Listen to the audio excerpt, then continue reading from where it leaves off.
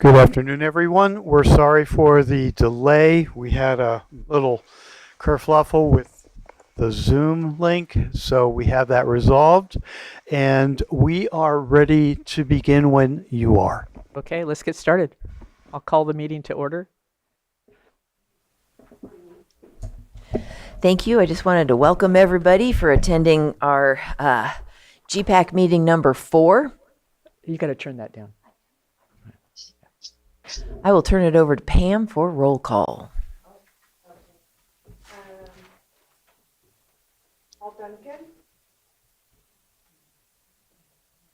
Do you have a microphone, Pam? Nobody can hear you. Okay. All right, bring me the agenda. Bring me the thing. I'll do it. No problem. I'm done with technical difficulties. We'll just do it however we got to do it. All right. Awesome. So Paul, are you online? Or have you marked present? Okay. All right. We're going to keep going. I see Phil. Phil's present. Benjamin Murphy. If you are attending remotely, please unmute yourself and let us know you are here. A quick note, I noticed that per your directions, I transferred myself to the panelist list, but I noticed most of the other members of the committee are on the attendees list. Okie doke. Then for those that are currently attendees, when you get the offer to become a panelist, please accept that offer so that you're able to talk. This is a webinar format Zoom meeting, and in such, it does protect us from being hacked, but there are differences between being an attendee and a panelist. So please transfer over to panelist. I will rely on Pam's looking at the participant list to tell me if people are here. Do you see Benjamin Murphy? No. Okay, Betsy? Well, that's odd. Okay, because I'm expecting her here. Sharon couldn't make it today. Dan Terrell? Yes. Kyle Bill? Marty Ehrberg? Yes. Marty declined. Okay, Weston Seifert? Here. No, we have your name backwards on the roster. Carolyn Hillman? No, she can't attend. Oh, right. And Fawn Williams. Oh, and some more. Fawn? Denise? Yes. Margot? April? Yes. Why don't I have Donna? Oh, there you are, Donna. You're already marked present, so I skipped your name. Excellent. Okay. Donna? We're ready to proceed. Just a quick agenda review. It has been posted. We had that confusion with the link, but that looks like it's getting better. We did at the last moment enter a pro-housing designation because we wanted to take the opportunity to just let you know what we're pursuing this month for a pro-housing designation with the state. And we have the Deputy CAO, Lisa Judd, to talk about it. We then have our 2 hours of discussion going over the water resources element and the agricultural resources element. And then next steps will close us out. I am going to now turn this over to Denise to turn it over to Lisa. Go ahead, Denise. All right. So pro-housing designation, 15 minutes. Let's make it 10.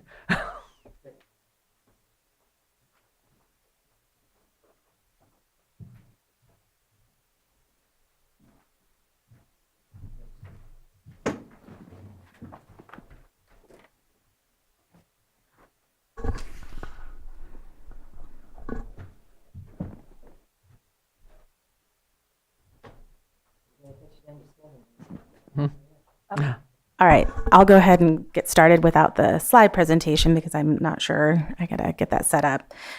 So let me just start out by saying I'm Lisa Judd, Deputy County Administrative Officer for Housing. I've been working collaboratively with the Community Development Department and Shannon and Maria, Director Turner, to make the application for the Pro-Housing Designation Program. And what is the Pro-Housing Designation Program? It's an initiative put forth by the California Housing and Community Development Department. They're looking for jurisdictions that are doing proactive practices, a lot of P's, in order to further the state's housing goals.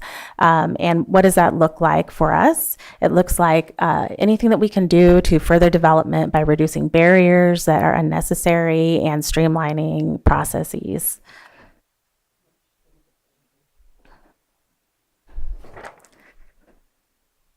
Currently, one of the things that we're looking for to forward this at the end of this month and kind of pushing for is because the pro-housing designation allows us, it's a certification by the state that allows us to be competitive for grants when we're looking for that funding. And in housing, obviously, we need to have funding so that we can help with that capital stack to further our housing goals. And in that, we have an opportunity with the Pro Housing Incentive Program to apply for $750,000 if we're able to get that designation and application in at the end of the month. And part of that process is the public participation process. I feel like there's a lot of P's in this presentation. There's a list of, on the flyer, I'm not sure if you had an opportunity to get the flyer, I can hand it to you. And it has a list of different grants that give us that competitive edge in addition to that Pro-Housing Incentive Program. One of the nice things about the Pro-Housing program that we're applying for is that if you get your designation the first time, it allows you to have a competitive edge over others in the sense that someone with higher points may not get it, and we would because it's our first time. And what the application process looks like is there are 4 different areas that you can apply for, and you have to get points for each one of the categories. We need a threshold of 30 points. Looking at it today, we have about 56 points, which puts us at a pretty competitive position. The 4 areas are the favorable land use and zoning, acceleration of housing production, reduction of construction and development costs, and providing financial subsidies. In addition, there's enhancement factors for things that you do above and beyond in your housing. Now, one of the nice things about the pro-housing application is that there are different options. We don't have to just do everything that they tell us on the list. We can look and see what makes sense for our community, and we can select those options. For example, there was one that was about parking minimums, and that was definitely not something that was supported in the community, so we didn't elect to pursue that.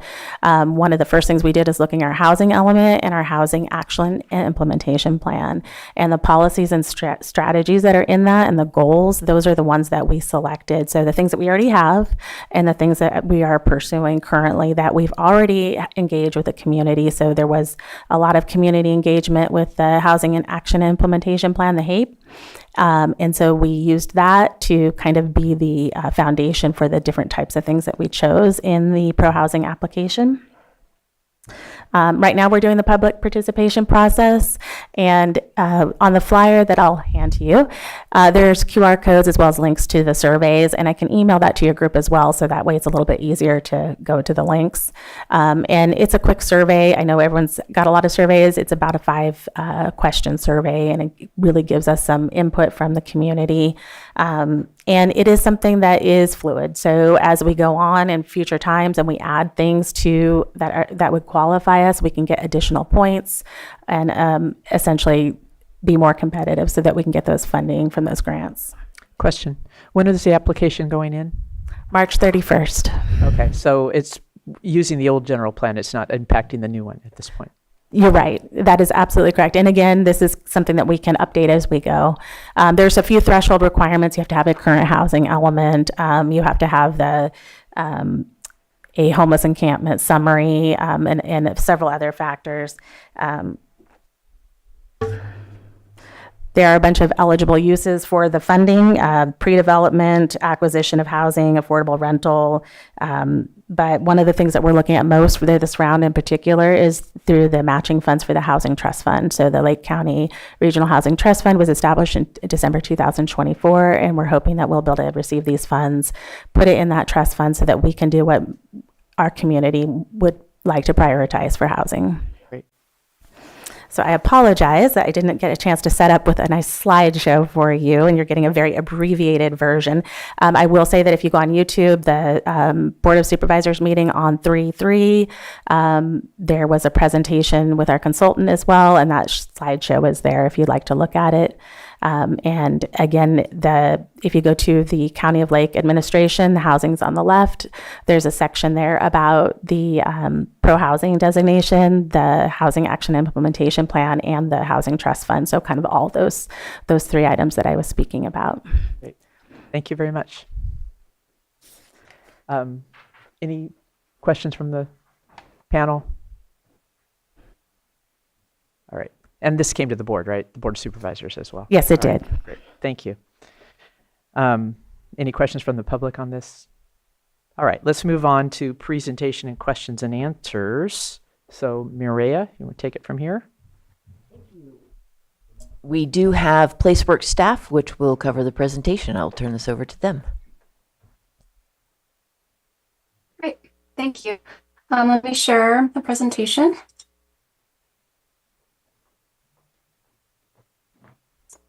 Okay. So good afternoon, everybody. It's nice to see you all again. My name is Tanya Sundberg, and I'm a principal at Placeworks, and we are the firm working with the county to prepare the general plan update. So thank you, everybody, for joining us today and taking the time to provide your thoughtful responses to our survey and providing your comments over email. And we're really looking forward to discussing your feedback and ideas today. So Mireya already gave a great overview of the meeting. I'll just summarize here that this presentation I'll deliver now is going to cover some project updates since our last meeting with you about a year ago in February 2025. And then that will be followed by a brief overview of the draft general plan. So starting with the project updates and our process, as you may recall, your last GPAC meeting in February 2025 focused on land use designation and boundary changes. Since then, in addition to incorporating your input gathered through those GPAC meetings, our team incorporated input gathered from the LAPAC meetings, the community, and the County Board of Supervisors into an initial draft general plan. And that draft was then circulated with tribal governments who provided recommended revisions and additions that are reflected now in the public draft general plan, which we published last February. And we have also identified potential impacts that could result from implementation of the draft general plan in a separate document. That's called the Draft Environmental Impact Report, or EIR, and that's also out for public review now. So as GPAC members, you've been involved in the general plan update from the start. So you're familiar with much of the process that we followed to prepare this draft plan. But I will provide here a recap just to explain each of the steps we took. So we started by working with the community to identify the needs, priorities, opportunities, and concerns for the future of Lake County. And then over the course of 2 years, we honed our understanding through a series of community meetings, surveys, focus group discussions, and meetings with this GPAC, along with the LAPACs, the local area plan advisory committees, and the Board of Supervisors. And then we conducted a careful review of the existing general plan and each local area plan to identify content that should be retained, modified, or removed to better meet the local priorities we heard from you and others in the community through those engagement efforts, as well as to make sure the new general plan will meet the current state law requirements. We also identified content in the local area plans that would be beneficial to consider for other areas to support the community identified needs and issues for those areas. And in doing so, we did discover there was considerable overlap between the current general plan and the local area plans. And then following evaluation of the existing plans and considering community input, we identified gaps in the policy framework to address community identified priorities or general plan state law requirements. So then we prepared new goals, policies, and actions to fill those gaps. And we incorporated updated background content to make sure that all of the goals, policies, and actions are supported by contextual information. So these next two slides provide an inventory of the touch points we had with the community across the 2 years, where we were identifying and further refining our understanding of local needs, priorities, opportunities, and concerns. So that includes 2 rounds of community meetings and surveys, and that's followed by the current round of meetings and a survey focused on feedback on the draft general plan. So those happened. We started back in spring 2024 with a discussion with the community about their priorities and issues. And then in fall 24, we talked about land use and boundary changes and policy options for key issues. So those all happened before we prepared the draft. And now we're in this round of getting feedback on the draft general plan. We also held stakeholder focus group meetings.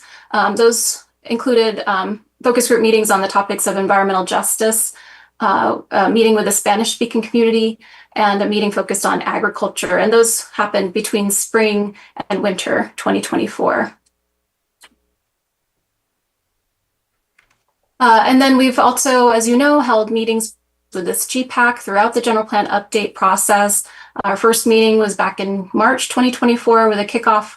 We had a meeting in June 24 focused on the general plan overview and talking about key policy issues.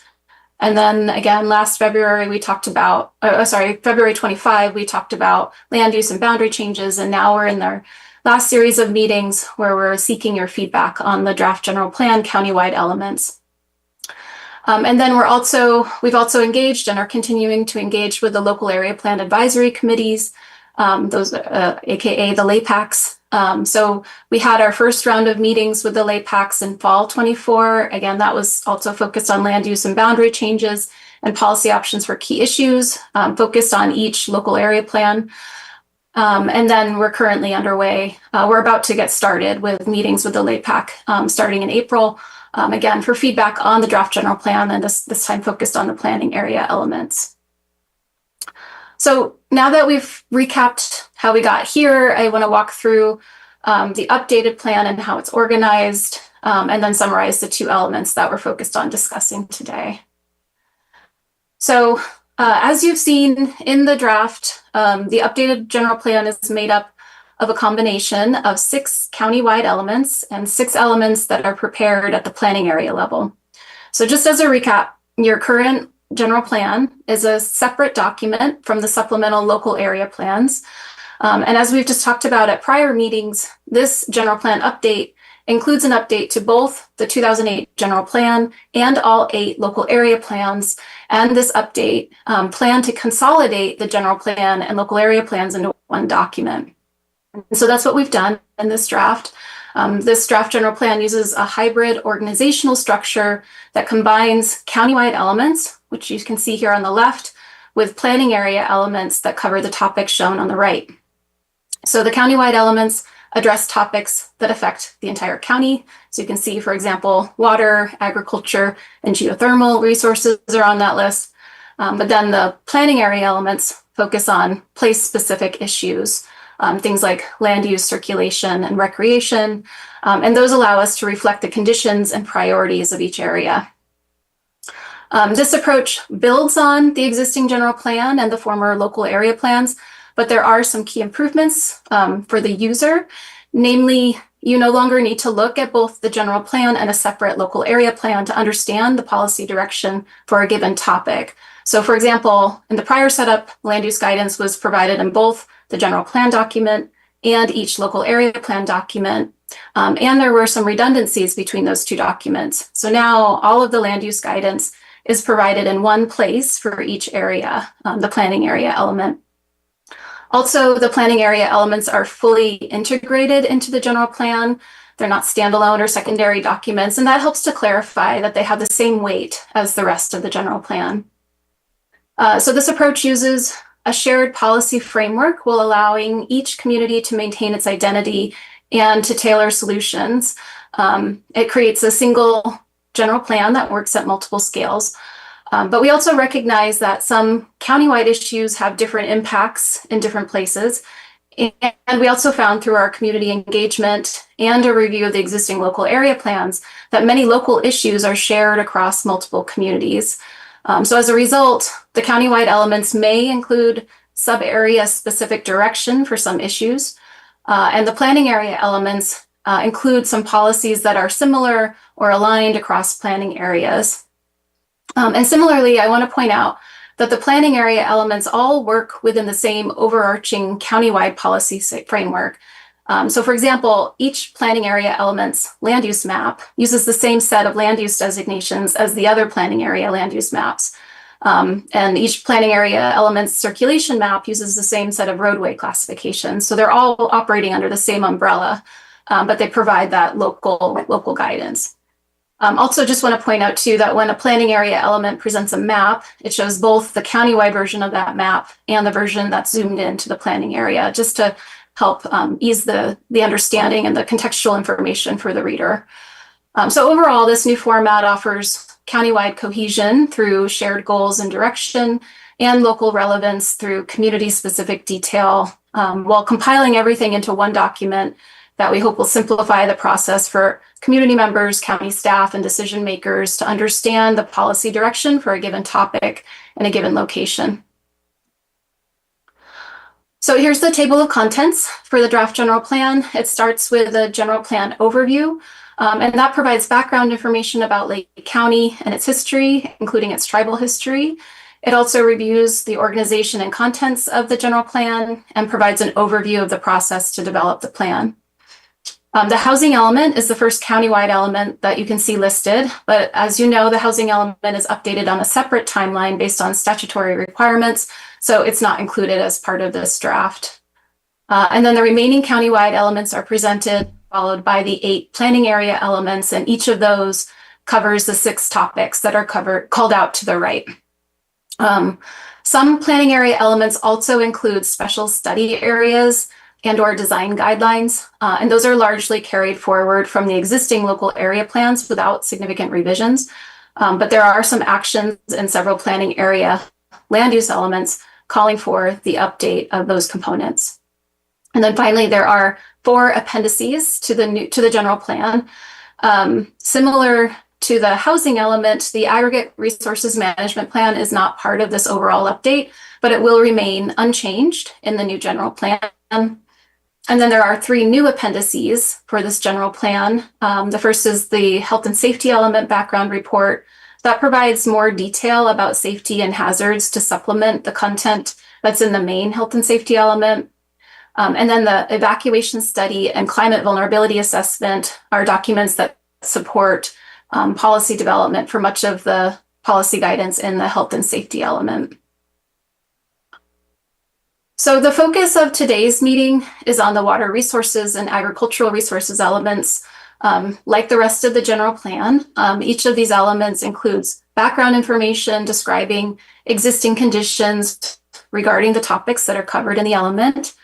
The elements then set goals to guide decisions related to the topic over the next 2.5 decades, and then establishes policies and actions to implement those goals. So the water resources element focuses on preserving and regenerating the ecological integrity and sustainability of the county's watersheds, including all groundwater and surface water. And the agricultural resources element works to protect and sustain local agriculture as an economic driver, food source, and core component of Lake County's identity. So with that, I will stop sharing the presentation and turn it back to the chair. Thank you. All right, let's open it for questions from the panel, from the GPAC. And I'll need somebody to tell me if there are any online folks asking a question. I do have, you saw my input and I don't need to repeat it, but I do have a couple questions. When do we get to comment again on the general We've brought up some things on the overview of the plan. For example, we need to acknowledge Mount Konocti, which is sacred to the tribal people here and the overwhelming iconic center of Lake County. I think we brought that up earlier, and it's not in the introduction. So are we going to have an opportunity to talk about those things too, or no, today? We do have two ag resources, or two elements to talk about today. If we do have time, I know we have a hard stop at 4, we can add that today, or we can talk about it at our next, we have 2 more GPAC meetings scheduled. Okay. We'll make sure that gets covered. Also, someone had pointed out to me that the map on page 9 is the old area plan areas, so you might want to look at that. All right, so let's open it for questions from the GPAC. Anyone? Margot. Thank you, Madam Chair. More of a comment than a question. So it's a good methodology to take a look at the old plans and run an analysis. But in terms of transparency and for the background for each GPAC member, it would have been helpful to see that analysis. Yeah, it would be. Either, a table, side-by-side comparison, to see what the notes were, because all of a sudden it's a miracle. We have a new plan with new policies, actions, and I skipped something, goal, policy, actions. So if we could just follow the thought process along, but also I think there's some subjectivity involved to determine whether a policy is effective, because we're talking about evaluating something like from 0 to 20 years, and I don't think we have the benefit of status reports or progress reports. So Margot, I'm still a little unclear on what you're asking. It's hardly a miraculous. There are 2 parts. The first part she had mentioned was, we have changed the plan from 2008. What are the changes? And we went through the process of changing, but we don't have sort of a visual of what those changes are. Okay. Either like a red line.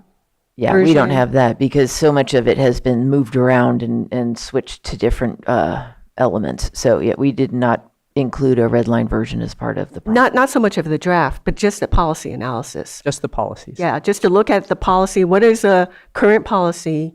Did it survive? Is it being promoted for the Lake County 2050? Or if it's being scrapped, well, okay, why? What's the reasoning behind it? Right, and I have that same comment. I felt the 2008 plan was a very strong plan, and yet we've seen environmental degradation in the 20 years since that plan was adopted. We've seen difficulty with the hitch in the lake.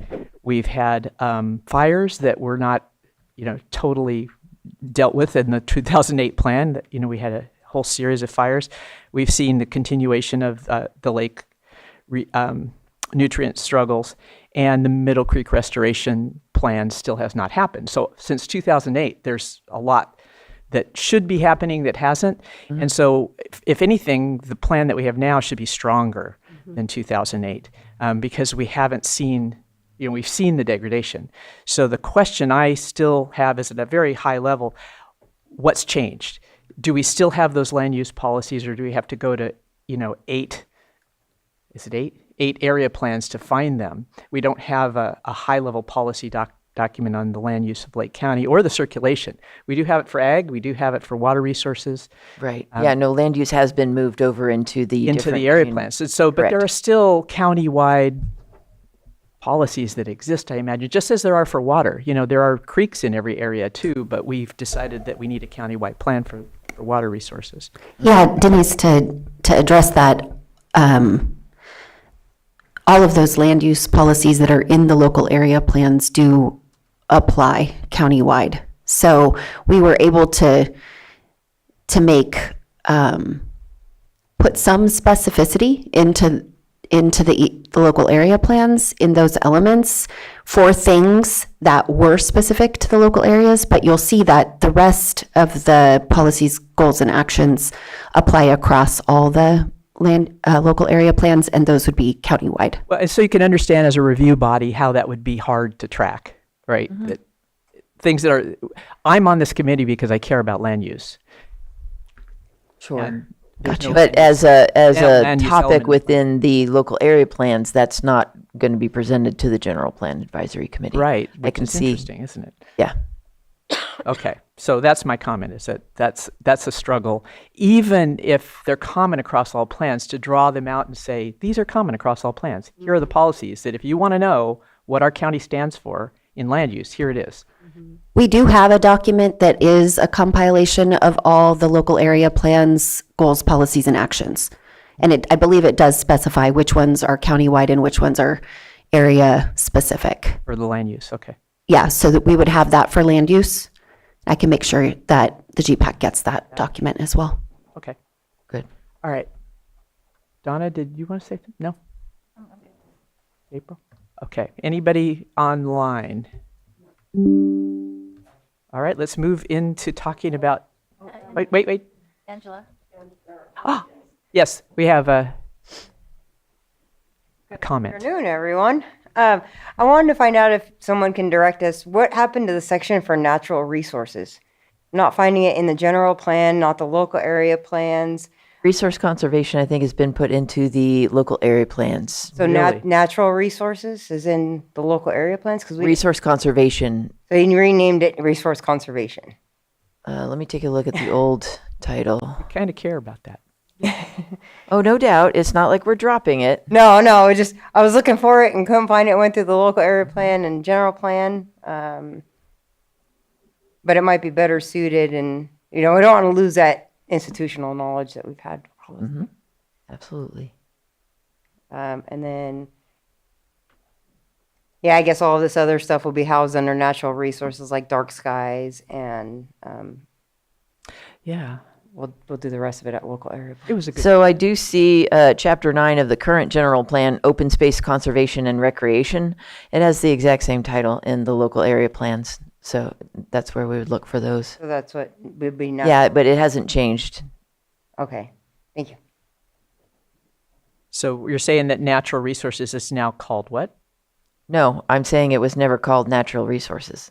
Okay, The general plan chapter has open space, conservation, and recreation. There is a link on the planning website for documents that is titled natural resources. And within that link, there's the climate adaptation plan, the aggregate resources management plan. So that might be where the confusion is coming from. Because I know Angela does a lot of research. So that is called natural resources. But yeah, got it. yeah, All right, certainly. thank you. Come on up. Hi, everyone. Lisa Benavides from Upper Lake. I just wanted to thank the question from Margot about having this is what was previous and this is what next. I think that would be tremendously helpful for public input. I have a college degree. I've been in politics for many years.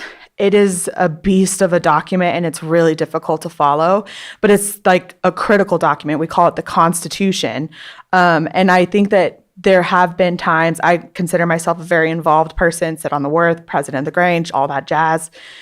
And I was, I don't know that these meetings are happening. And when I get the documents and I'm reading, I'm having difficulty following it. So simple things like that of like, here's a list of, these are the points that were 2008 and this is now, that I personally think that would be incredibly helpful for me and to solicit feedback from our neighbors who also care a lot, but don't have the experience with navigating documents like this. So I just wanted to thank you for that comment and give that context, because I think that those are the things that go a long way for input.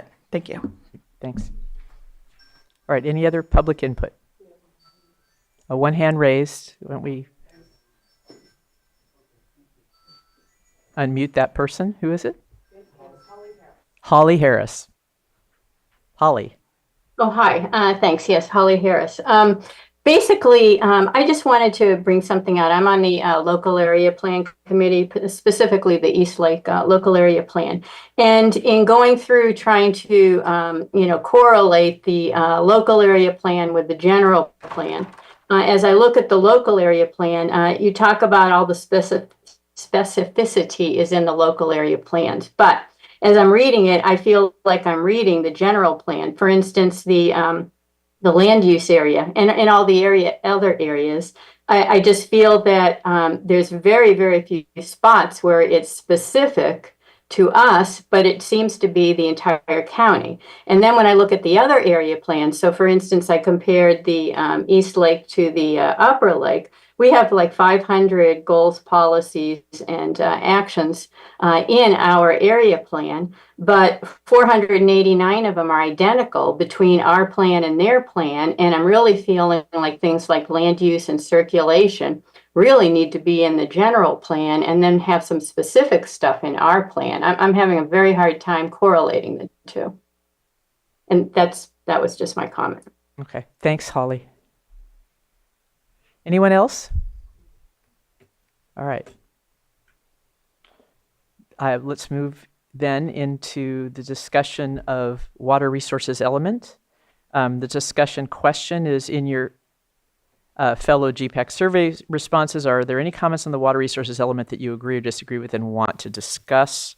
My comment on that one was that not at this time. I do have a few comments since then that I'd like to include, but I guess you have that for later. So let's just open it up to the discussion of the survey responses. Anyone? Margot. Madam Chair, before we launch into water resources, I have a procedural question. So we had just had some questions and comments overall on the comparison of the plans. Are we going to ask our consultant and staff to act on our? We have taken your comments into consideration and we'll discuss them. Okay. Yeah, I but wasn't that'll sure take a what little was bit of time. No, I totally hear you, and we'll see what we could do. Okay, thank you. Not sure that that's a total yes. We're going to make that document, but we will talk about it as a team. Yeah. So as Plan B, should members of the public and GPAC be running their own independent comparisons of existing policies, goals, and actions to figure out what's changed? Well, in the meantime, the members of the public are welcome to review in whatever manner they see fit. But we will take into consideration the comments of the GPAC. Okay, thank you. Absolutely. Thanks. All right, so back to water resources. There were a number of survey responses. Are there any comments on those responses? I mean, I felt I agreed with most of what I read, that the comments that people made. Anyone? Margot. I'm sorry, I still have a procedural question now on this, on water resources. So we had GPAC members make comments. So is the de facto response going to be, it's going to be factored into the, next draft, or? Could you repeat that, Margot? I'm sorry. sorry, I got we distracted. We were distracted by something. Sorry about that. What happens to our comments is the question. To the comments that the GPAC has made on the water resources element, for example. So this time period, the meetings with the GPAC, the meetings with the LAPAC, we're collecting all the comments that we can that will then go into furthering final edits of the documents, which will then be back out for final approval this fall. Okay. Is that the answer? I got distracted because I wasn't sure if we could see if anybody was raising their hand online. So Right. Well, thank you for checking that because I Yeah. can't see it. So Pam's got it. Thank you, Pam. So you will take the comments and you'll incorporate them as best you can into the plan. Exactly. What I hear? No. Yes. All right. I'd like to, and I might be jumping ahead, but I'd like to make a couple of comments on the water resources element, if I may. Great. One is that I come from the area where the Middle Creek restoration is supposed to be happening. We probably should at least make note of it somewhere.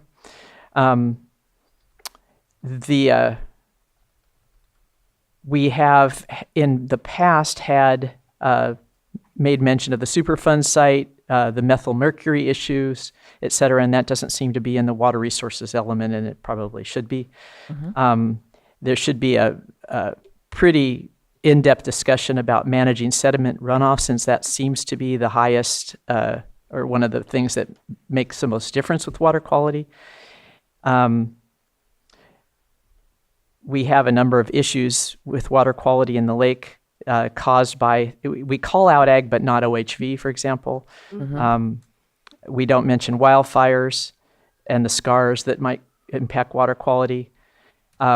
We do mention invasive species, aquatic species, but we probably should directly call out the ones we know are the most problematic, like the mussels and the aquatic weeds. And then we do not talk about the health of the streams and the Clear Lake hitch, which is a pretty hot topic. Okay. So those are my comments. Good. Margot. Thank you, Madam Chair. Okay, so I still have a question about procedure. So if a GPAC member submitted comments on water resources beforehand, it gets the same weight, it doesn't get more weight if it's discussed in this meeting now? Or does it have to be blessed to get more weight? So I'm just not clear on what our procedure is. I believe it has equal weight. They're gathering comments right now. Am I wrong? Correct. Okay. I Correct. think today is meant to have a discussion towards some consensus for anything that was conflicting between GPAC members. Today was meant for discussion of those items to try to reach some consensus, but all comments will be considered in our next revision. All right, so any other, in fact, they have more weight if they were submitted early, so good for you. You win the prize. Are there any comments on the existing, on the water resources element and or the comments that were made on the water resources element from the GPAC? How about from the general public? Oh, do we have hands raised? Okay, let's get through the folks that have raised their hands. First we have Okay, Holly, you're up. Oh, hi there. Is there a place where we can actually see what the comments were from the GPAC members on water resources and agricultural resources? Because it's very hard for us to comment on them if we can't see it. I don't know if they were, I didn't see them on the website. Yeah, Thank we have not made the GPAC members' comments public yet. I think that today, the intention of providing public comment today would be to give that comment to your GPAC for their consideration. Okay, so let's talk process then. There were comments submitted by the GPAC through a survey. There is a survey summary, which is nominally, my comments aren't really in there, but what your plan is to pull together a list of the comments that you have received and then share them? Is that? We do have, and these are good. This is good because this is helping us to think through this process. We do have the General Plan Advisory Committee agenda station on the county website, as well as reporting out of past meetings on the Lake County 2050 website. What I think we're going to do is take the written stuff plus notes from these meetings, and we'll post it there. Okay. That way it's not available beforehand right now because we've been scrambling to actually organize all these meetings with the limited staff that we do have. But we can post it there so that it will be available for future reference. If we need to revisit the public who wants something, to comment, then maybe we can do that too. So we're asking the GPAC to comment on other people's comments, which is kind of odd. Well, we wanted the meeting to be contained within a single day. And, we want to make sure, and so we kind of used the comments submitted as sort of the launch point so that you wouldn't feel like you had to make your initial comment right away during this time period. So we're trying to make it as efficient for the GPAC as possible. Right. So the question that Holly brings up is, how is the general public going to respond to these comments? And I don't know that they have to. They don't really have to until they yet. see the summary, and then they should have an opportunity to respond, right? That sounds fair. Yeah, we'll make sure that happens. All right. But also they can respond just to the water resources element Exactly. today. Yes, that was what That's we're looking the intention. Yeah. All right, so Holly, you still have the floor. Are there any comments you want to add to the water resources element? No, thank you. Okay. I would just like to comment that it was helpful to read through everybody's comments. It would be nice if it was organized. So sometimes people have conflicting ideas or whatever, so that they're all kind of together. So this is about this piece of water resources, and this is about that piece of water resources. So you're combining everybody's comments in a logical format that is the same issue. Noted. Thank you.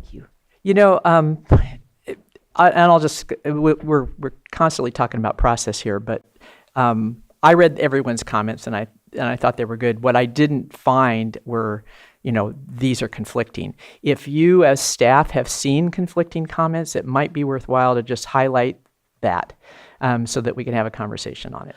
I think Tanya may be prepared to discuss them. And let me put Tanya Do you on the see spot. conflicting Tanya, comments? Or yeah, I can provide that discussion. I did want to also point out that I think Phil has had his hand raised. So just pointing that out for the folks who are organizing the meeting, since it's Okay. hard to see on the Zoom. thank you. Shall we Um, jump to Phil and then come back to you, Tanya? Sure, that would be great. Thank Let's you. do that. Phil? Okay, I'll jump in. There we go. I'm in. You're in. Now, this is a panelist member.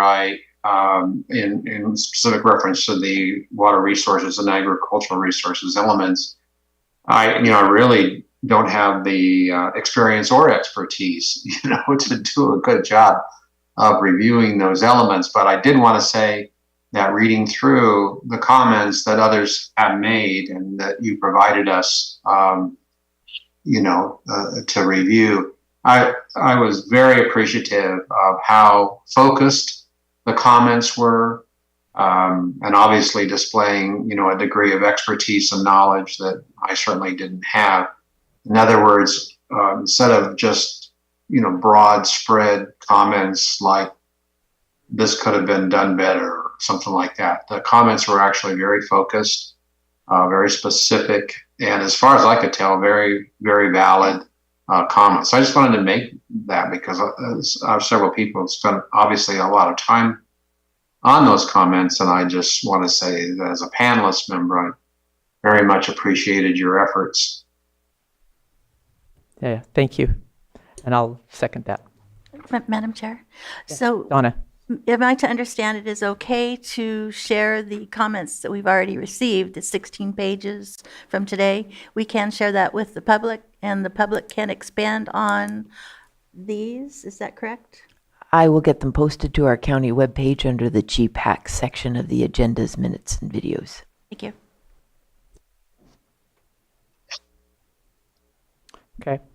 Well, and it's interesting because I'm not one that responds well to surveys, but it's helpful to know how this survey is being used. That we really the box looked little, and I thought I can't say what I need to say in that box, so I'll just say it when I get there. But Right. now that now I understand how you're intending to use that survey, and it is a survey that allows you to put, I guess, as much as you want in there. Right.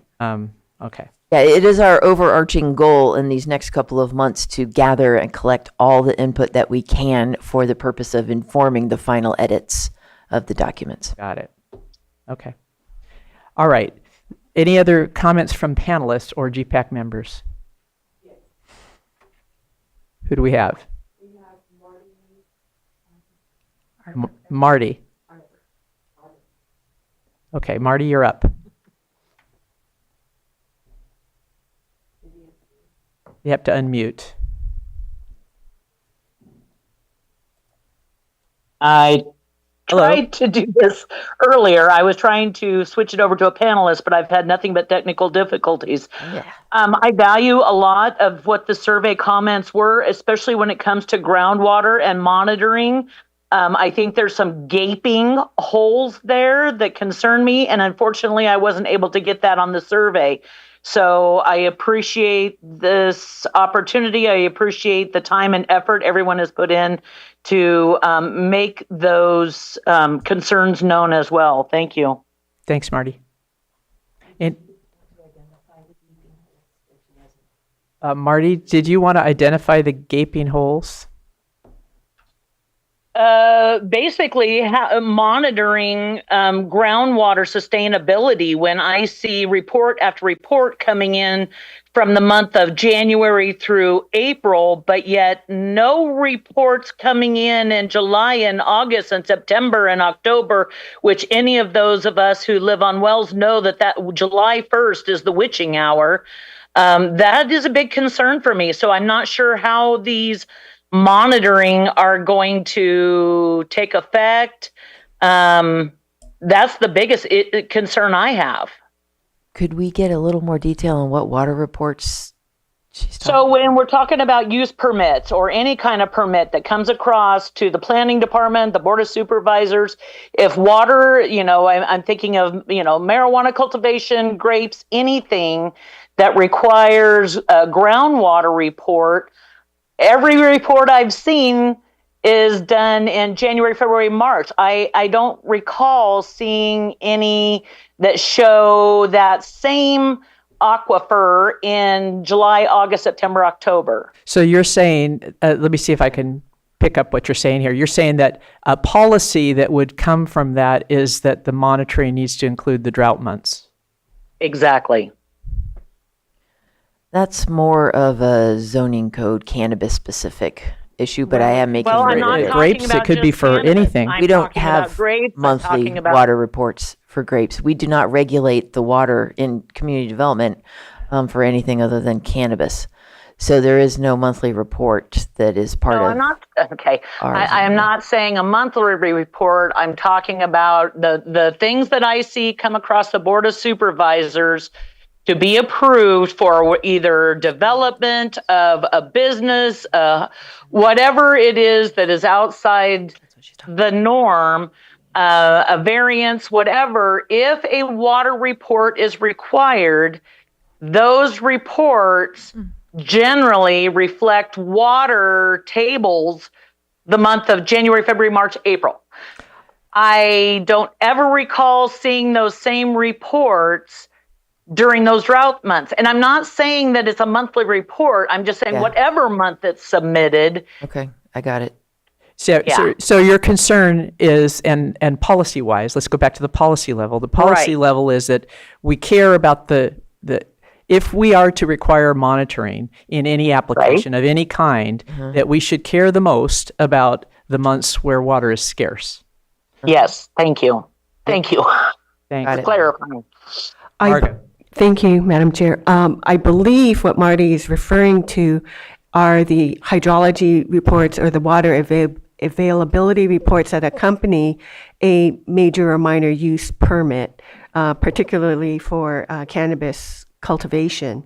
And in those reports, it is common to see that the hydrology or the water availability study is done during the winter months.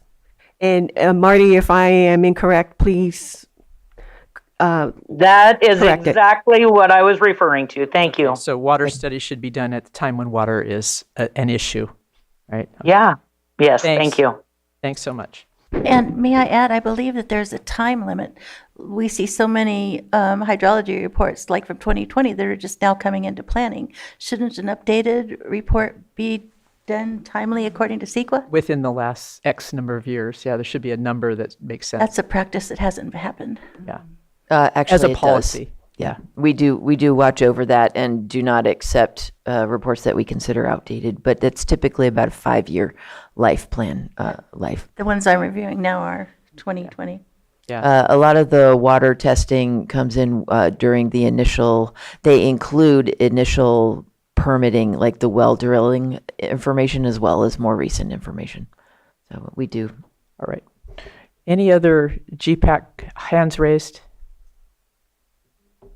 No? Okay.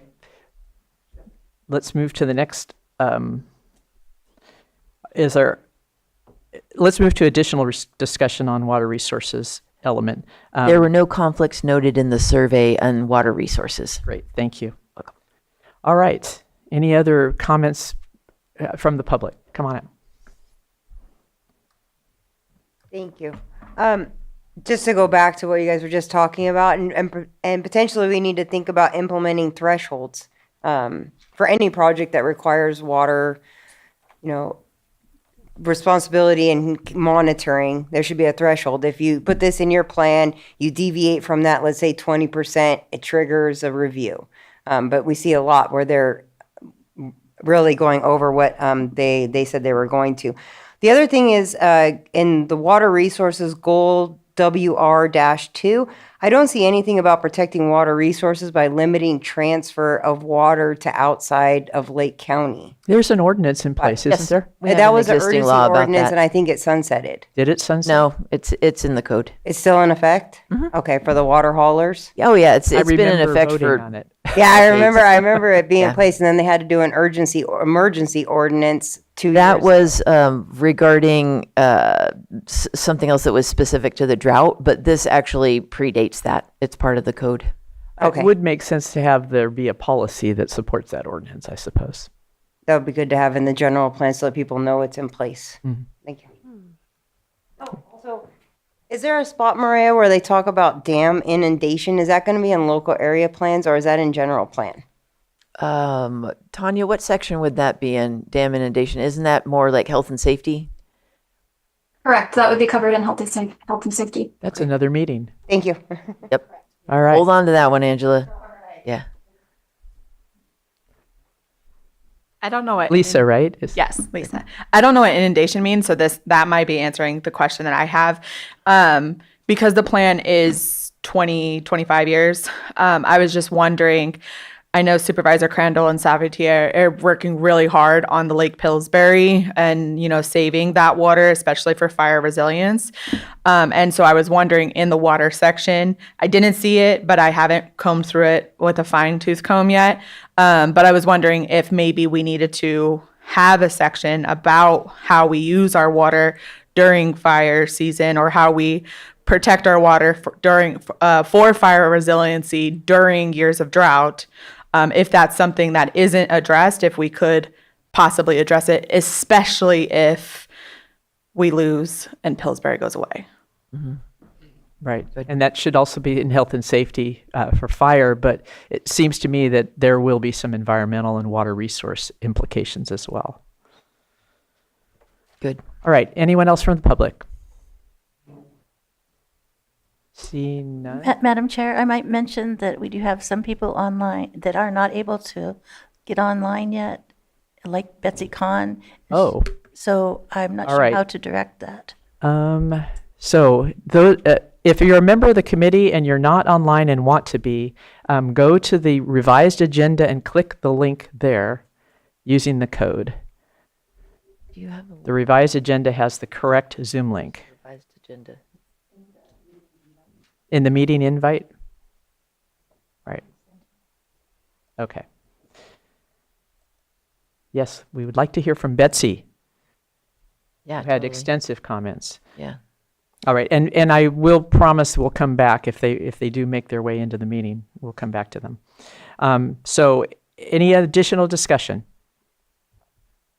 All right, let's move to the agricultural resources element then. Could we actually take a break? I really want to capture Betsy's input for water resources. Yeah, let's since do that's that. her thing. Okay, let's take a 5-minute let's break. take 5 minutes. Yeah. Okay, See if we can get 5-minute her break. back We'll on. be back in 5 minutes. We ready? We're ready. We are now reconvening after break, and we have our panelists now in the fold. Betsy, do you have some input that you would like to share on the water resources element? And we got to get her unmuted and yeah, go ahead and unmute. Thank you, Madam Chair. Unfortunately, I have no idea what the discussion was. Oh, I would like to know if my comments were considered they're in there. Yes. and was there any discussion about my comments? There were not, except there was a lot of praise for your comments. Well, let's hope that's helpful. Thank you so much for helping me get to join the meeting. Thanks, Betsy. Thanks for hanging in there. And is there anything that you would like to highlight in the comments that you have while you have the floor? Yeah, I read Carolyn Hillman's comments that she sent out. She's not in attendance, about the fact that there's no land use element anymore. So we don't have an integrated picture of land and water together the way we have in the 2008 general plan. Yeah. I also submitted in a separate email, which apparently was not distributed to everyone, a commentary on the whole organizational structure of the plan as it stands. I believe that we should have policies and goals at the highest level for every element, and then and not split them up among the various planning area parts. There may be subordinate goals and policies that are applicable to a particular area, but they should all be aligned with the higher echelon elements, and those should be county-wide elements, as in land use and water. I think that the structure does not provide any sense of changes for the goals and policies that have been created for this new version based upon a relationship to the former plan and the changes in the county since 2008, which are profoundly make a profoundly different platform for policy making. Thank you Yes. so much. Thanks, Betsy. And I think you're hearing a consistent. Well, one thing I wanted to point out is one of the changes that we did in Lake County 2050 that we did not do in the 2008 was because the land use elements were all variously old and outdated, and because people were concerned that the local area plans did not carry as much weight or was less important than the general plan, that's exactly why we brought them into the general plan this time. It's going to be one document presented to the state so that we can sort of try to visually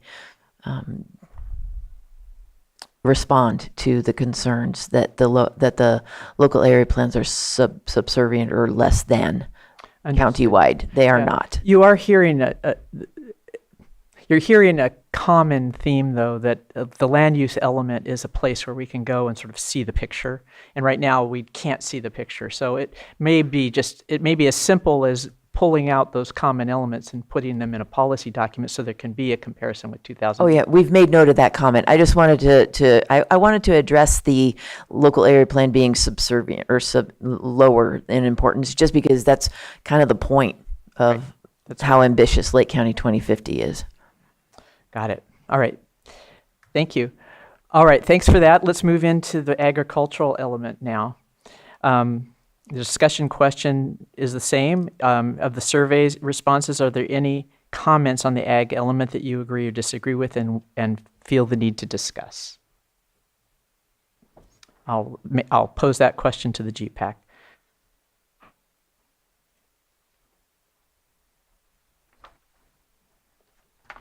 So, I would like to comment. Betsy. Yes.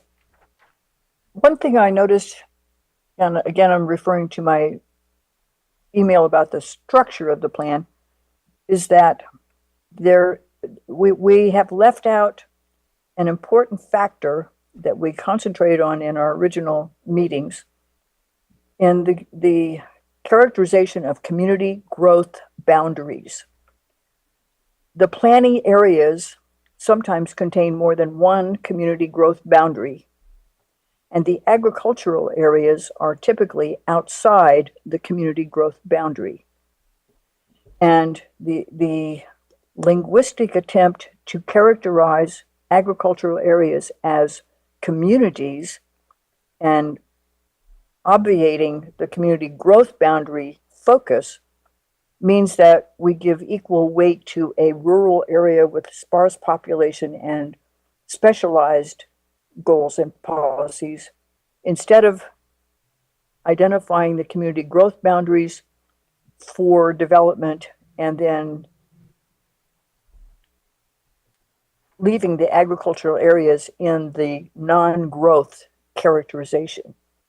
I think it's a mistake linguistically to leave out that step. Thank you.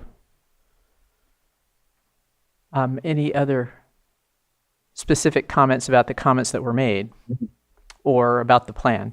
I guess we'll open it to about the plan. I'll take the moment and make just a few quick comments. On page 10, we talk about wine industry uncertainty. There are many industries in ag that are uncertain: walnuts, pears, cannabis, other crops. So it might be good to call out the major crops in Lake County as opposed to just one. There should be something in the ag element or in the water resources element about looking at the cumulative effect of water usage,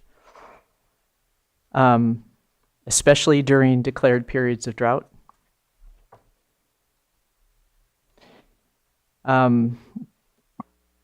We have a huge number of grading issues that we've dealt with over time through a grading ordinance. The policies need to reflect strongly that, and that has been the only place that we've been able to deal with, for example, oak tree removal and things like that. It's been in the grading ordinance, so the policies should call that out. Holly pointed this out to me. The entire document uses the word TEK, which tribal environmental knowledge, but there's not a place that's defined. So we're going to have a definitions section, I assume. Hopefully it will be in there. We do have a glossary chapter, so we'll make sure that that's in there. Okay, good. There was a goal in the current plan which had to do with the future viability. It was the agriculture research and education goal, and it was to enhance the future viability of Lake County's agricultural resource base through investment in research and education. I don't know where that went. Could you give us that citation? It was goal AR4. In the 2008? In the 2008 plan. Okay, AR4? Yeah. Okay, good, thanks. And just like the water element, and actually same is true in health and safety, there seems to be a lot more meat in the document of 2008, and I would like to know what is gone. So I'm going to do the analysis myself, but boy, I think everybody's asking that question. So it's loose enough and it's changed enough. It needs to be as strong as 2008, if not stronger, in my opinion. So those are my thoughts. Mm-hmm.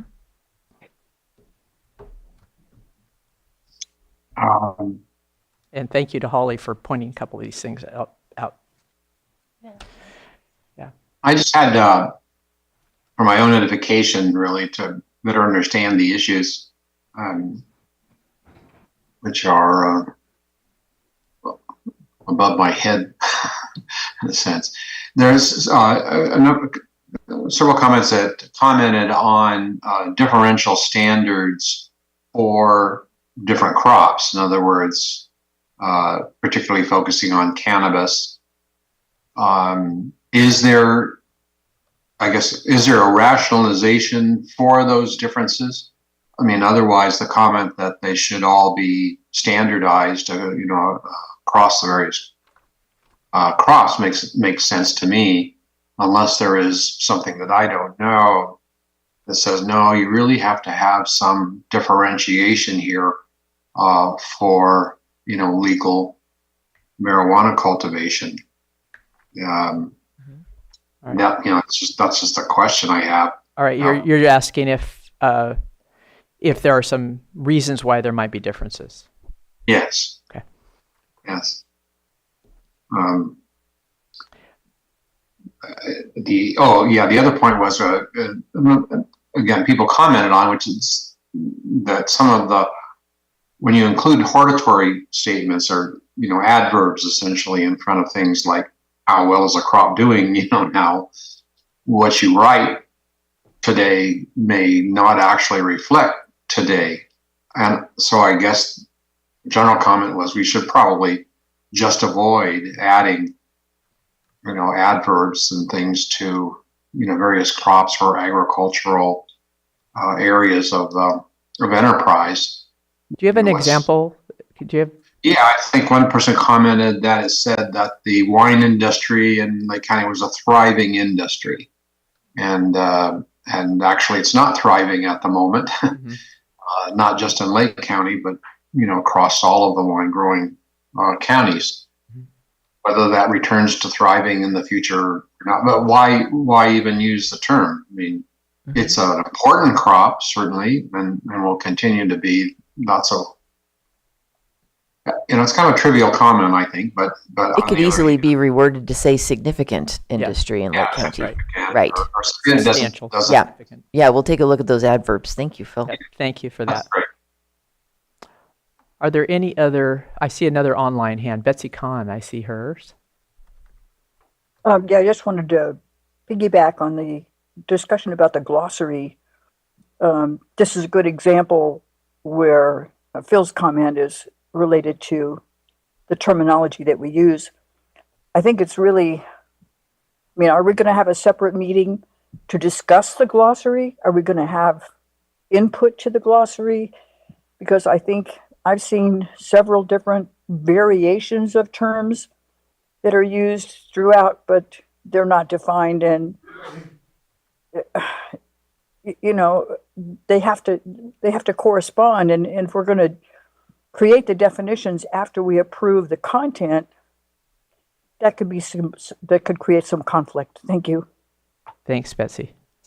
I don't know if we need a glossary meeting, but I definitely would like an opportunity to take a look, especially. It is to review. available. Yeah.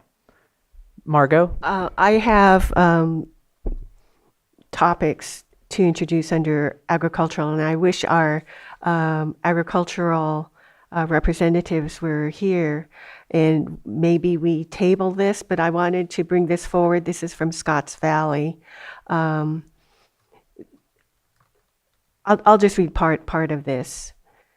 So Lake County can preserve agricultural lands and promote agricultural production, including local food production, by revising its minimum acreage for a parcel zone for agriculture. Determining utility and productivity of land for agriculture should not be tied to a minimum number of acres. Specifically, productive agriculture can occur on parcels smaller than 40 acres. Reducing the minimum parcel size for production agriculture to 20 acres should be considered. The inventory of ag land smaller than 10 acres is low. It is possible to operate a productive and profitable agricultural operation on parcels smaller than 10 acres. Changing the minimum agriculture acreage to 5 acres should be done on a limited trial basis. Regulations need to be carefully written to stop conversion of ag lands to residential use. The potential conflicts between commercial agriculture and residential use are real. If smaller agricultural acreage is allowed, will the farm to right ordinance apply to these parcels? Scotts Valley residents support the agricultural sector and value the preservation of agricultural lands. Margot, is that, I was at the Scotts Valley meeting and didn't hear that. Is that something that was produced by the Scotts Valley Advisory Committee yet, or was that your public input at that meeting? This is, the gist of it is going to go to the Scotts Valley Advisory Council, but I thought it was timely to get input from this group on just the concept of going to a smaller parcel than 40. Okay, but at this point, we have not received any comments from Scotts Valley Advisory Council. Correct. Okay, so that is more It's conceptual more of yeah, rather than more- representative of a position of that advisory committee. Correct. Okay, doke. All right, thanks. Any other? Betsy Kahn has her hand up still. Is that true? Yes, I want to say that I heard those comments at the Scotts Valley Advisory Committee. They were provided by Sky Hoyt. All right. That is true. Thank you, Betsy. Donna. I just have a comment. It's currently the draft promotes agritourism and marketing for traditional crops in policy AR 3.8 and AR 3.11, but entirely excludes cannabis, a major legal agricultural commodity, from these critical economic lifelines. Will that be featured in later on?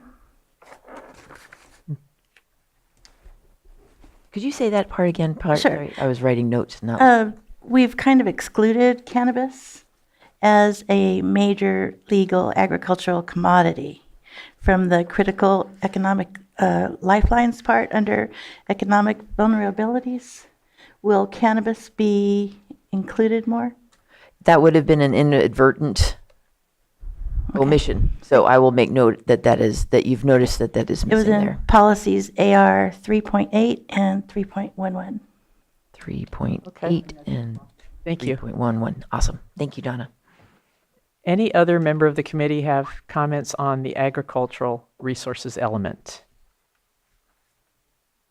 No? All right. Open to the public.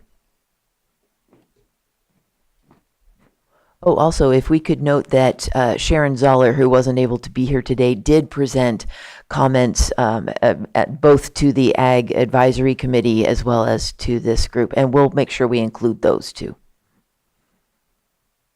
All right. Well, no, I just wanted to ask a quick question about, it's in the timber resources. It says timber sales from Mendocino National Forest are further declining due to concerns for the spotted owl. But at this week's Risk Reduction Authority meeting, Mr. Abley alluded that the timber harvest would be increasing in the Mendocino National Forest. So I don't know if somebody wants to reach out to him and find out what's going And on is it there. the spotted owl or the fires? I know, but they have to thin it out up there, but they are mindful of that. But he said that they are going to be doing harvesting up there. So, And that was at the RRA meeting? Cool. Thank you. We'll follow up. thank you. Thanks. I was just going to ask, a question more out of ignorance than. Wait, Next. state your name. I don't know who's talking. Who's talking? Oh, this is Phil. Hey, Phil. Hi. Here, I'll show you. Hey, here I am. The issue of what constitutes agricultural land in terms of the size of what comes on definition is certainly an interesting one. And what little knowledge I have, based on my own experience, it tells me that a 5 acre, if you have 5 acres and you plant that in premium wine grapes, that's financially viable. I mean, In the past. yeah. I mean, you can grow enough grapes that you can land a contract, with a winery or make your own. I mean, you could have a boutique winery yourself, because the grapevines are so prolific. But what I don't know, is, well, what's the implications of that if you were to change it from 40 acres all the way down to 5? What effects would that have? That's the more interesting question, isn't it? Yeah. I will ask that question. What are the effects if you go from 40 to 10 or to 5? Historically, and this was including in the 2008 general plan update where we had just a specific ag element advisory committee, there was robust discussion with a strong desire to subdivide these parcels into smaller parcels. But the position the board took then was that at about 10 acres, and this also came up with another group that helped design the winery zoning code development standards. At about 10 acres, it's really a residential ranchette. It's not a commercial ag parcel. 10 and below. Right. And if you could sell 5 acres of grapes, you definitely can't do 5 acres of walnuts. We've seen that crash and burn over the years too. So that is why the board has always taken a very strong position to not reduce lower than 40. Understanding there was a strong desire to be able to sell your land, Right. And there's which there pressure for continues to be all the development is what you're time. saying. There's Yeah. pressure for development of homes on parcels. Exactly. But because there is finite agricultural soils, there's always been a very strong protection of maintaining larger parcel sizes. Do you believe that by dropping it to 10, that it would it would lead to more subdivision of the Yes. 40 parcels? I have no Is there a doubt, way because we get continual inquiries. Is there a way to prevent that but still have? Yes, we maintain the 40-acre minimum parcel size for ag. Okay. Otherwise, if it's a 10-acre parcel, okay, so think about it this way. You've got about 80 acres of a walnut orchard with a house on it. In ag land, it is very restrictive what other types of development you could do. So let's say on RL, you've got a 60-acre parcel of land, but somehow it's relatively flat and it could be subdivided to 20 acres. Even if you don't subdivide it to 20 acres, you could have a second primary residence on there. And each primary residence is also allowed at least one ADU and a junior ADU. So you could have 6 residences on a 60-acre or 40-acre RL parcel. But whereas agriculture, let's say you've got the 40-acre parcel, it can't be divided. You're allowed one primary residence, an ADU or a JADU, but any future residences have to be tied to the commercial agriculture on that property. So we're very strict as far as what is allowed to be developed. Now, what happens to parcels that are already zoned ag but are smaller than 40 acres? Those predate the 40-acre minimum. They cannot be subdivided. We don't let them do a lot line adjustment usually, or any further subdividing. So they're kind of static where they are. But we recognize we don't move them out of ag either, though, because we want to, we plan for future occurrences, and those could be absorbed into adjacent ag parcels. So you would encourage them to combine. Exactly. But you won't allow any other movement. Correct. Okay. Are there tax implications for the designations? For example, is agricultural land, I believe, taxed differently than, say, residential land? Yes. If I own 30 acres of wine grapes, but I can't get a ag designation because it's less than 40. Does that have major implications for me in terms of property taxes? Major is a relative term, and I don't want to imply that I have any sort of deep understanding of taxation, but I do know that especially parcels that are within the Williamson Act, that has even further restrictive development possibilities as a trade-off for having significantly lower property taxes. So yes, there are taxation implications for each type of land use. As a follow-up to Phil's question, if he has 30 acres of land that's in wine grapes and it's not zoned ag, is it prohibited to convert that to ag even though it's below 40 acres, given that you do have? We would take a look at, typically, you can have wine grapes and orchards and cannabis fields and things like that in rural lands, which are not typically your class 1 through 4 prime ag soils, which is one of the criteria for zoning something in ag. As well as, let's say you've got RL, you've got these steep slopes. That's not typically our prime ag either. And so that could qualify for a Williamson Act for rangeland grazing and protections there, for that, but not necessarily be able to be rezoned to ag. Got it. We do not take taxation implications into our consideration when we're doing rezones. Got it. All right. Interesting. Thank you, Bill. It's, in California, I know it's been a major issue.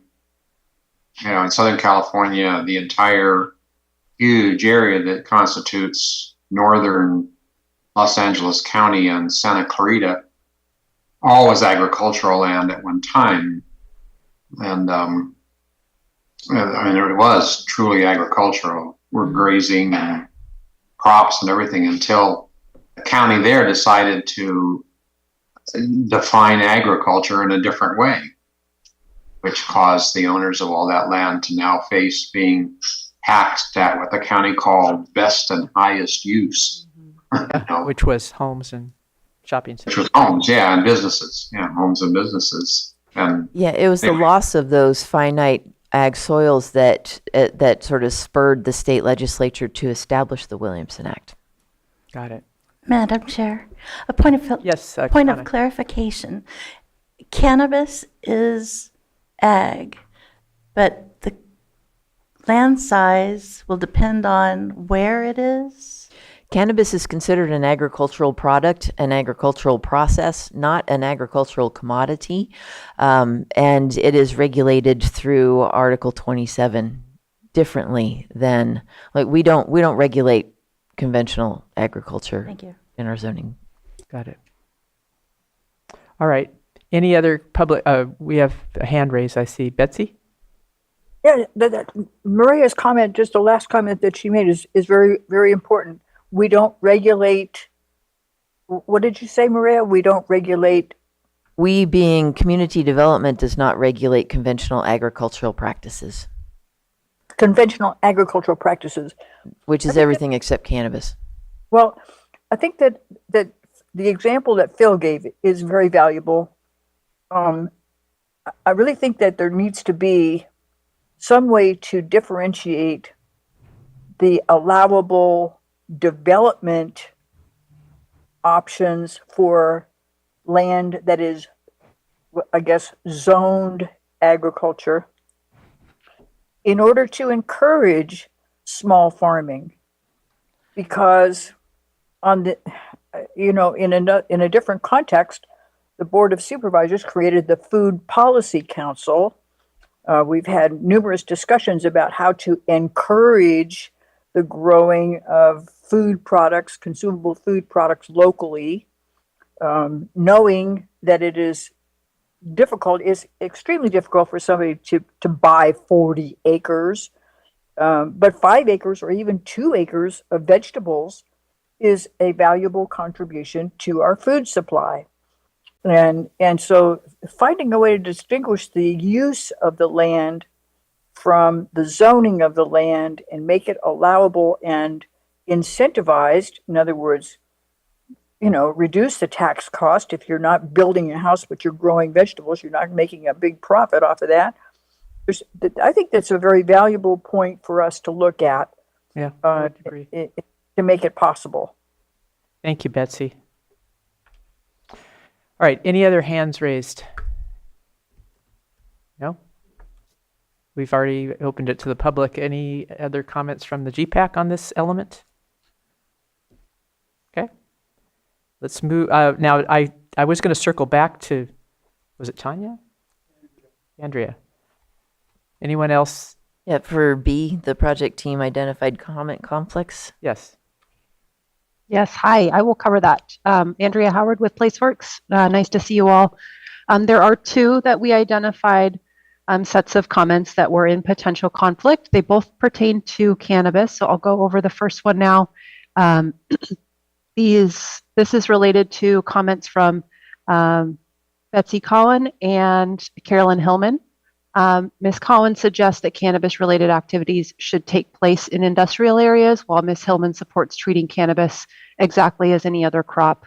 So any cannabis-supporting activities being also able to take place on agriculture designated land is Carolyn's. Then that's what Carolyn's comment would mean. So if you all would like to discuss that one, or I can.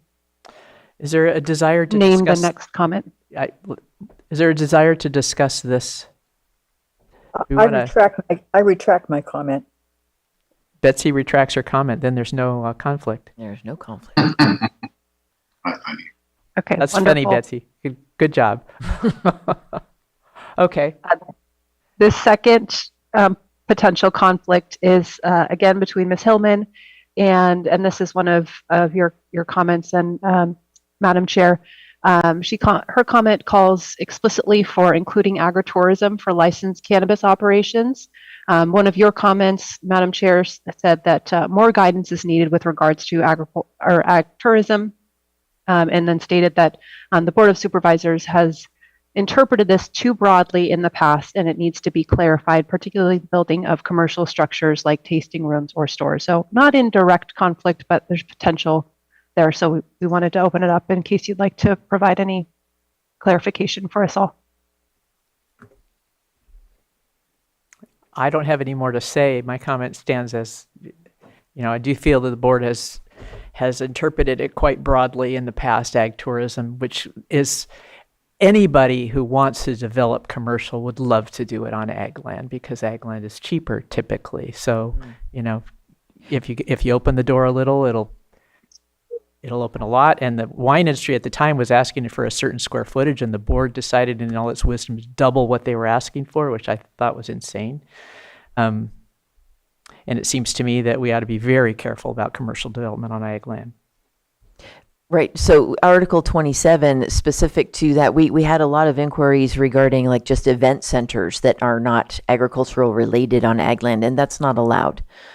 They have to be ag related. Fair enough.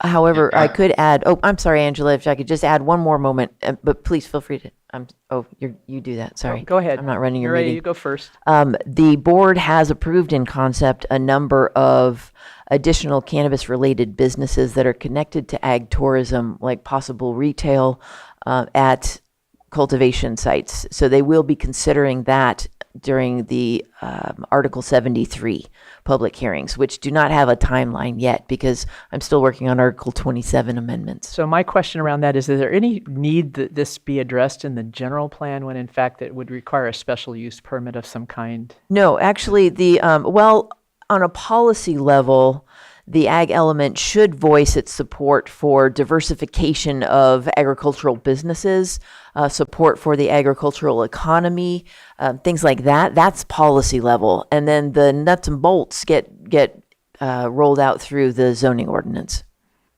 Right, and state the need for those businesses, but also for the preservation of ag land and ag Exactly. way of life. Yeah. Okay. Yeah. All right. Come on up. I think. Oh, wait a minute. I'm sorry. Okay, go ahead. Go ahead. Yeah, we got somebody. Hang on there. Is that Phil? Yeah. Phil, wait one moment. Go ahead. All right. Thank you, Madam Chair.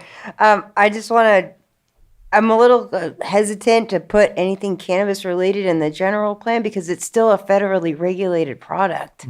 So I don't know, is that something that we really want to put in the general plan? I mean, we can say ag and this is what we do, but in our local area plans and general plan, is this something that we want in writing and is it still federally regulated? It's just a thought. Thank you. Thank you. All right, Phil.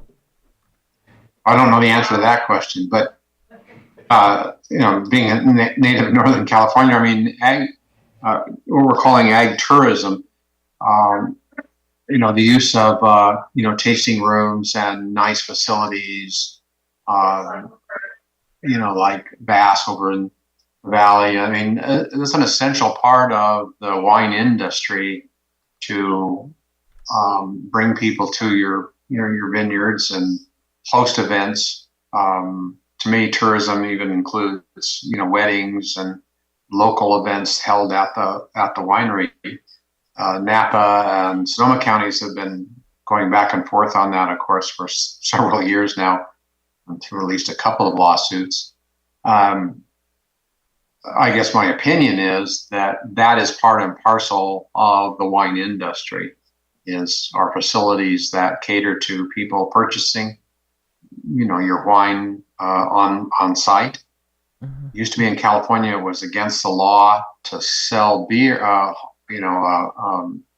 manufactured beer on the site in which it was manufactured, by the way, until they got that law changed. But I guess that's just my opinion, is that to provide for a thriving wine industry, it has to include this element of people traveling to your site and being entertained or, otherwise have something there for them. Obviously, typically they spend money in other places as well if they're traveling, to your site from the Bay Area or east of us coming over here. So, yeah. Thank you. I don't think there's been any disagreement with that. No, and in fact, the current zoning code, the use permits that go to wineries do allow for a certain number of non-promotional events. So that would be those would be like a wedding or an event that's not tied to the actual winery or wine industry. Exactly. Margot. Thank you, Madam Chair. Supporting diversification of ag, that's hard to argue. I think we all agree that that is a good thing to do for Lake County.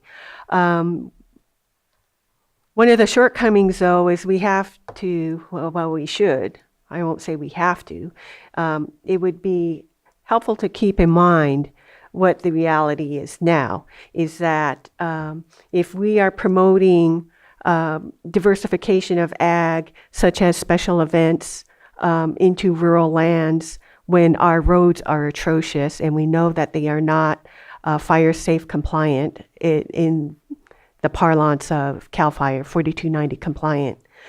The reality is that there are major and minor use permits throughout the county for projects that are on roads that are not 4290 compliant.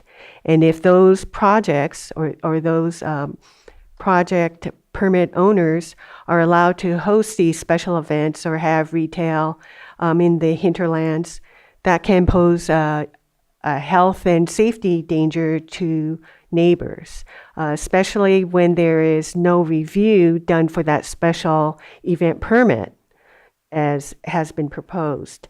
So I just caution, And keep your neighbors in mind, please. Exactly. We have a hand raised. It looks like I can read it from here. Marty? Thank you.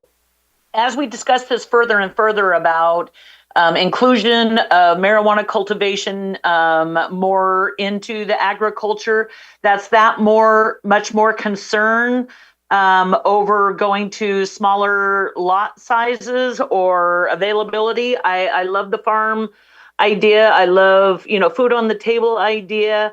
But again, as we include these other industries into the ag fold, we need to keep those in mind, because what's good for the goose is good for the gander. So leave it at that. Yeah, unintended consequences.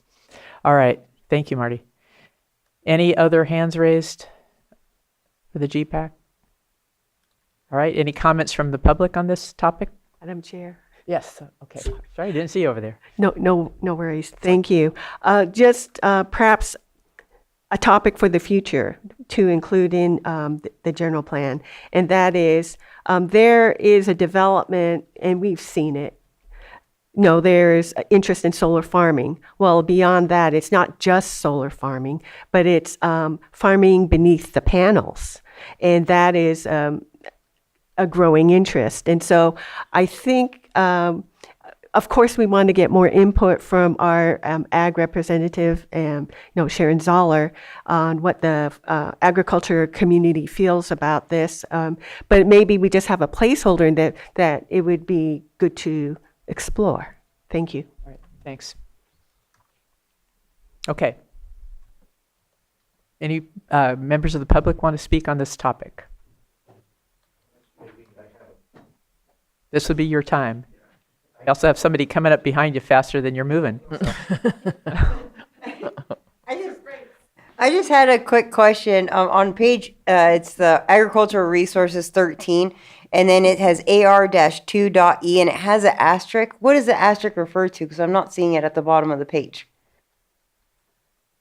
Andrea? Hi. The asterisk indicates if a policy is mitigating or with regards to the environmental impact report. And so if that policy is or action is one that would impact the plan's ability to be mitigating an identified potential impact. Okay, so on page AR-13, you have AR-2.E as amend Article 27. So is that because it's going for the EIR? Is that why it has the asterisk? I'm sorry, can you repeat the page number? Yes, it's AR-13, and then it's item AR-2.E. Okay, so that action is then identified as being necessary to mitigate identified impacts that would otherwise be a potential impact in the environmental impact report. Okay, can we add a notation in here so that people know in the future? Yeah, it's in the general plan overview document, but you're correct, it is not in this document. Okay, thank you. Thank you. Madam Chair, I would just like to comment that use of the asterisk in various parts of the plan needs to be explained. Anytime you have an asterisk, you need to explain what it's for. You put it at the bottom, I guess. Out on the page. Yeah, I mean, that's throughout the document. Thank you. Thanks. Yes. Good afternoon. My name is Stephen, a resident of Clear Lake. I want to begin with something older than policy, older than zoning, older than any plan we could devise, the land itself. In every handful of soil, there is a memory of rain, of roots, of fire, and of people who tended this place with respect for thousands of years before any of us arrived. The first peoples of this region understood that the land is not a backdrop for our decisions. It is the first priority. In 1937, as the Dust Bowl tore across our nation, President Franklin Roosevelt wrote to every governor advocating for a unified soil conservation law with this warning: the nation that destroys soil destroys itself. Nearly 90 years later, California still has no uniform soil conservation law. The laws of man have grown thick and tangled, but the laws of nature remain simple. If we neglect the soil, that neglect will return upon us. This is why I am here today. Chapter 4 of the Agricultural Resources element protects farmland by preserving development or by preventing the development. But it does not protect the soil itself. Healthy soil is not a luxury. It is the foundation of drought resistance, clean water, low costs for growers, and the long-term survival of agriculture in Lake County. I have sent to each of the committee's members a proposal for a Lake County Soil Health Initiative, a voluntary incentive program that rewards landowners for improving the soil over time. No penalties, no mandates, just a partnership with the land that benefits everyone. Because when we restore the soil, we restore relationship with the land, and everything else follows. Any agricultural landowner can enroll. The county provides a baseline soil test and a follow-up test 7 years later. If the soil shows measurable improvement, higher organic material, better structure, better water holding capacity, the landowner receives a modest incentive, a small per acre payment, a small tax credit, or a grant to continue soil building. Maybe even a big, beautiful blue ribbon to be awarded at the county fair. The health of the land is the health of the people, and our planning should reflect that truth. If we do this right, Lake County can become a place where the lessons of the Dust Bowl and the wisdom of the first people finally shape a better future. Thank you very much. Thank you. All right. Any other comments from the public? Betsy, your hand up. Well, Madam Chair, I had forgotten that my hand was up, but I would like to get a copy of what that gentleman just read to you. It's in your email, Betsy. It's in your email, Betsy. That's what he says. Thank you. Thank All you right. very much. Thank you very much. Okay. Also the speech and the proposal. Thank you. Let's wrap up the agricultural resources element. Any final thoughts that haven't been shared? All right. Maria, I'll turn it over to you for next steps. Awesome. So we've covered 2 elements. Yay! Very excited. Thank you again. We've been taking notes like crazy.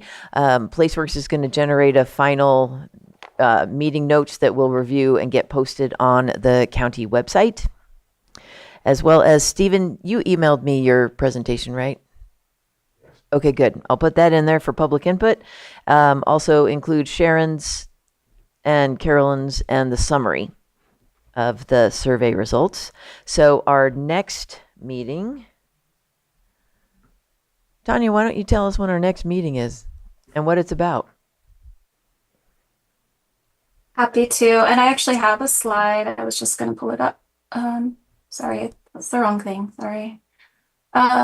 Wrong thing. There we go. So yeah, we have a slide that gives you the summary of next steps. So yeah, our next meeting is on April 3rd. It's 2 weeks, I believe, from today. And we're going to be covering geothermal resources and agricultural resources elements. You have a survey for those elements similar to what we did for today's meeting. And we're asking that you complete those survey responses by March 16th. And then 2 weeks after that, about 2 weeks after that, on the 17th, will be your... No, wait, that's supposed to be March 25th. I apologize. March 25th for, sorry, which meeting? Yep, March 25th for the geothermal and noise survey link. Hang on. Wait a minute. Today, Yeah. Today's the 20th. Oh, sorry, the survey, the deadline for the survey, you're saying? Mm-hmm. So that we can Apologize get for that. our responses out to you by Friday, March 27th, which is the Friday before basically the gives us 2 business days to do it.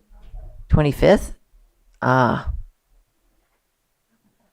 How about if we get you the compilation of all survey responses by Monday, whatever the Monday before April 3rd is? Will that work for everybody? That still gives them enough time for us to post it on the agenda and them to review it. And then let's see, so that would mean, wait, I don't know if I'm improving it at all. Hold on. Let me look at a calendar. I apologize, folks, if I can maybe suggest, can we put that as Friday, the 27th? I believe that's what was in the email directions. The deadline. Okay, so For the then the survey link closes Friday, the 27th, Okay. Oh. and we'll get the compilation out by when? Because that's not in the email that I have. Well, that's a good question. We were planning to do it on Monday, the 30th. There was a comment from a GPAC member today that had requested that we organize those comments. How about if we To get them out identify by any Wednesday, the conflicts. 1st? That's about the same time when we're going to post it online as well. It's easier to read and compare than it is to write them. So yeah, that works. Does that work for y'all, Mm-hmm. team? Yes. Okay, good. So then just to reiterate, survey link will close by Friday, the 27th. We will get it compiled in the new format, which is subject kind of specific, or survey question or topic response specific, by the 1st. And on the 1st, we will also post the agenda with the meeting link, because this is another hybrid meeting, and the summary of the survey on the 1st. That way the public has the same amount of time to review prior to the meeting on the 3rd. Okay. Sound good? Awesome. We can do that. All right. I'll hand it back to you for adjournment if there's nothing else, Tanya or Andrea. Okay. Meeting is adjourned. Thank you. Thanks, everybody.